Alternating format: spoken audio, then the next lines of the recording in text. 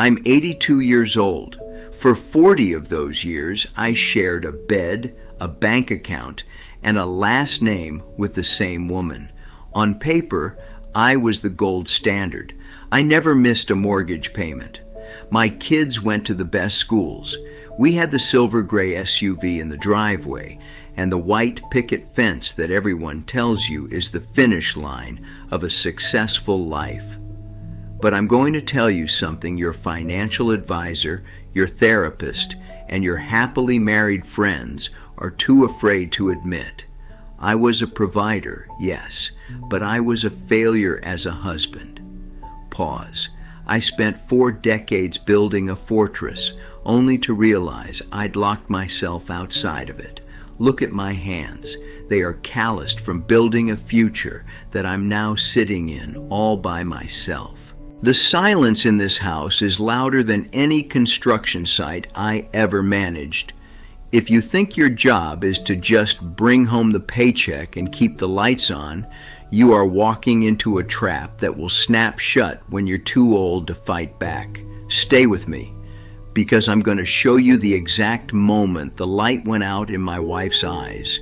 Not because I did something wrong, but because I didn't do anything at all. I'm going to tell you why being a good provider is often just a coward's way of avoiding being a good man. You need to hear this now, before the person sitting across the dinner table from you becomes a stranger you happen to share a mortgage with. Let's go back to 1984. I was 42. I just landed the biggest contract of my career. I remember the smell of that old leather briefcase and the cheap coffee from the office vending machine. I walked into the house at 9:30 p.m., my chest puffed out like a rooster because I'd just secured our future. The house was quiet, too quiet. My wife, Martha, was sitting at the kitchen table. One dim light was on. She didn't say a word. She just pointed to a plate of pot roast, covered in cold, congealed gravy. I didn't ask her how her day was. I didn't notice the new dress she bought for what I forgot was our anniversary. I just complained about how exhausted I was from slaving away for this family. I saw it then, just for a second, a flicker of something dying in her eyes. It wasn't anger. It was worse. It was resignation. She stood up, washed her hands in the sink. The sound of the water was the only thing filling the gap between us, and she went to bed without looking back. I stayed there, eating that cold meat, feeling like a king. What a fool I was. I thought providing meant signing checks. I didn't realize that every time I chose a late-night meeting over a bedtime story, I was pulling a thread out of the sweater of our marriage. I remember my son's footsteps outside the door.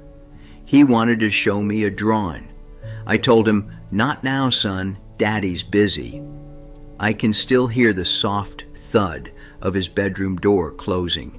Those small thuds, they add up over 40 numb. They build a wall so thick that no amount of money can ever knock it down. I spent my 40s and 50s winning the world and losing my home. I thought the silence meant peace. I was wrong. The silence was the sound of my family learning how to live without me while I was still in the room. Fast forward to today. Look around this room. The floors are heated. The lights turn on by the sound of my voice. The kitchen costs more than my first 3 houses combined. It's the success I promised Martha back in 1984. But here's the joke. The air in this house is thinner than it was back when we were struggling to pay the rent. Back then, we fought because we cared. Now we don't even fight. We've reached the final, coldest stage of a broken marriage, polite indifference. I watch Martha from across the hallway. She's sitting on that Italian leather sofa I bought to make her happy. She has her iPad in her lap and noise-canceling headphones on. She's laughing at something on the screen, a video, a meme, a message from a friend. I don't know. And the worst part is, I don't have the right to ask. I spent 40 years telling her I'm busy, and she finally believed me. She built a world that doesn't need me in it. She learned to find joy in the silence I created. I see you young men today. You're hustling. You're grinding. You're sitting at dinner with your wives, but your mind is in your email. Your eyes are on your notifications. You think you're providing. You think you're being a man, but you're just a ghost haunting your own home. You think you have time to fix it later. You tell yourself, once I hit this goal, once I have this much in the bank, I'll be present. But let me tell you something from the edge of the grave. Later is a liar. Later is where regret goes to grow teeth. This house is a museum of things I bought to replace the man I should have been. Every painting on the wall, every expensive rug, they are just trophies of my absence. If I could trade every cent in my bank account just to go back to 1984, to sit at that kitchen table and eat that cold meat while actually looking at my wife, I'd do it in a heartbeat. But I can't. I have the empire, but I'm an exile in my own kingdom. Don't build a palace if the only thing that lives in it is an old man and his regrets. Listen closely, because your ego is going to want to shut this off. You tell yourself you're working those 80-hour weeks for them, for the kids' college fund, for the wife's kitchen remodel, for the security. Liar. Pause. You're working those hours because it's easier to be a hero at the office than it is to be a husband at home. At the office, people applaud you. At the office, you have a title. At home, you're just a man who doesn't know how to talk to his wife without checking his watch. We men, we have this fatal flaw. We think intimacy is a transaction. We think if we put enough money into the machine, love and loyalty will come out the other side automatically. But a marriage isn't a vending machine. It's a garden. And you've been trying to water a garden with a checkbook while the soil is bone dry. You think she wants the diamond necklace? No, she wanted you to notice she changed her hair. She wanted you to remember the name of her best friend's mother. She wanted your attention, which is the only currency that actually matters in a marriage. Why do we realize this too late? Because pride is a blinding light. We get drunk on our own provider status. We use our exhaustion as a shield. I'm tired, I've been working all day, is the ultimate excuse to shut down emotionally. But here is the tough love. A paycheck is the minimum requirement, not the gold medal. If all you bring to your family is money, you are replaceable. An insurance policy can replace your money. A bank account can replace your income, but no one can replace the father who actually knows his children, or the husband who actually sees his wife. I see so many of you successful men living in what I call a silent divorce. You live under the same roof, you share the same bills, but your souls haven't touched in a decade. You're waiting for someday to fix it. But someday is a graveyard where dead marriages are buried. Your wife isn't waiting for the next vacation.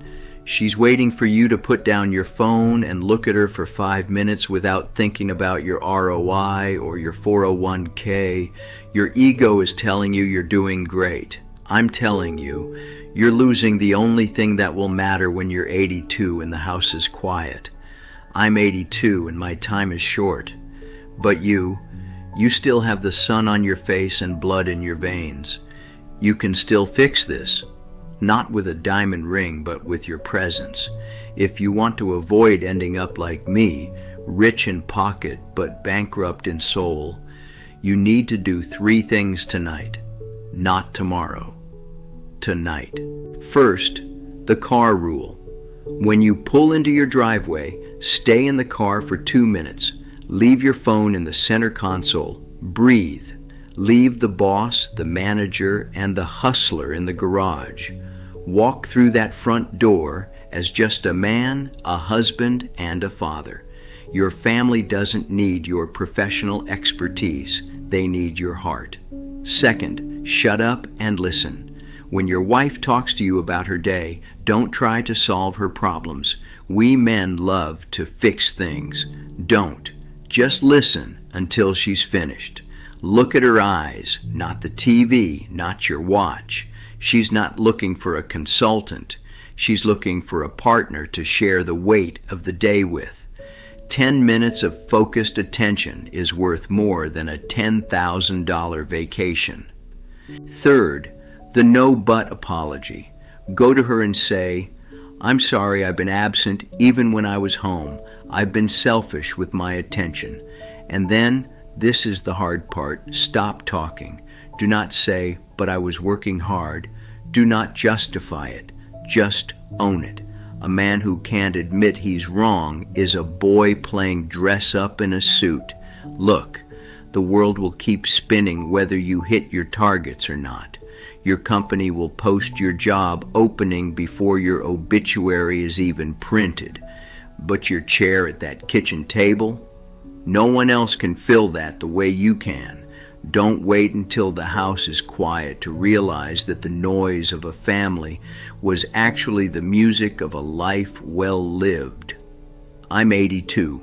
I have everything I ever wanted, and yet I'd give it all back for one night in 1984 where I actually listened. Go. Put the phone down. Go find your wife. Make it count before the silence becomes permanent.